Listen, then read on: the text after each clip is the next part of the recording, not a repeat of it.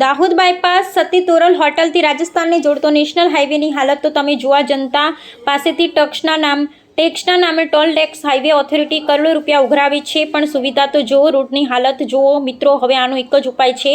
આવનારી સ્થાનિક સ્વરાજ્ય તાલુકા જિલ્લા પંચાયત ચૂંટણીમાં ભાજપને દાહોદ ગુજરાતમાંથી કાઢો અને 2027માં બીજેપીને ગુજરાતમાંથી કાઢો અને આમ આદમી પાર્ટીની સરકાર લાવો તો જ સારી સુવિધા દાહોદ ગુજરાતને મળશે. Reporter Sureshbhai S Makwana, Gujarat bureau chief.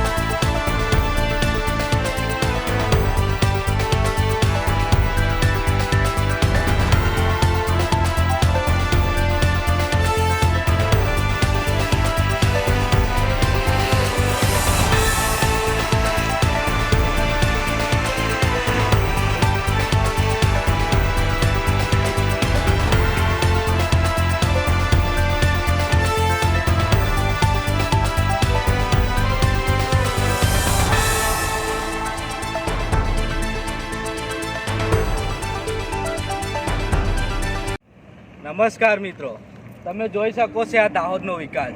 જે દાહોદ બાયપાસ રોડ આપ્યો છે, જે સતી તોરલથી ઝાલોદ બાજુ જાય છે, તો તમે આ નેશનલ હાઈવે ઓથોરિટીનો રોડ તો જુઓ. જે ટોલ નાકા પર 2 મિનિટમાં ટોલ ટેક્સ કપાઈ જાય છે, પણ અહીંયા 12 મહિના સુધી રોડ નથી બનતા. આ ભાજપ સરકારનો વિકાસ. હવે 27 વર્ષથી ભાજપ સરકાર છે અહીંયા ગુજરાતમાં, પણ સારા રોડ રસ્તા આપી શકતી નથી. અને ટોલ ટેક્સના નામે જે ગાડીઓ પાસેથી ટેલ ટેક્સ ઉઘરાવે છે, આ ગાડી જાય તમે જોઈ શકો છો, જે કોઈ ઉડન ખટોલામાં જતી હોય એવું લાગે છે. અને તમે જોઈ શકો છો આ રોડ રસ્તા. એટલે મારે આ દાહોદની જનતાને વિનંતી છે કે આવનારી તાલુકા જિલ્લા પંચાયત ચૂંટણીમાં જ્યાં ભાજપ સરકારને કાઢો અને નવી કોઈ સારી આમ આદમી પાર્ટી જેવી સરકાર લાવો અને સારા રોડ રસ્તાની સુવિધા મેળવો એવી વિનંતી છે. નમસ્કાર.